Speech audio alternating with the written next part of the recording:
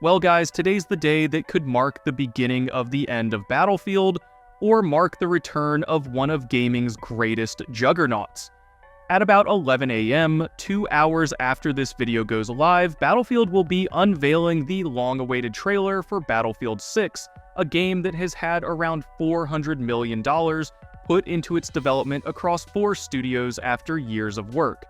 A game that promises a return to form with a single-player campaign, full multiplayer suite, and even another attempt at a full-blown battle royale to rival the likes of Warzone. And while I do, for the most part, have a good amount of hope for this title, as there's absolutely no reason this game should fail after all this investment, there is always a pretty good chance that DICE and EA somehow fuck this up. We're possibly close to a massive return to form for one of gaming's greatest franchises, but as we head towards the reveal, that's now just hours away, we can't help but to all feel a slight pain in the pit of our stomach as the run-up to this reveal has been anything but smooth.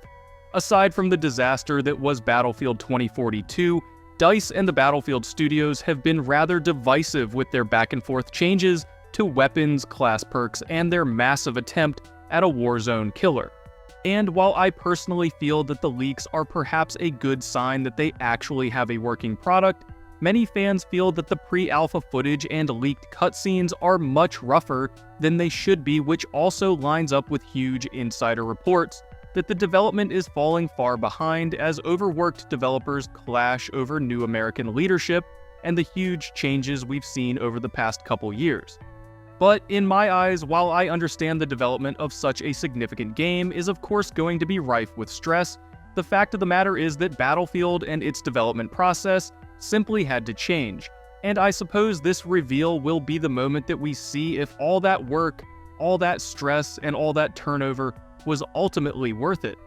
So is today the day that Battlefield gets back on track, or will it mark the beginning of the end for one of gaming's most beloved franchises? Let us know and drop those comments below, and as always, stay tuned for all things Battlefield from myself and the team over here at Gaming at Gunpoint.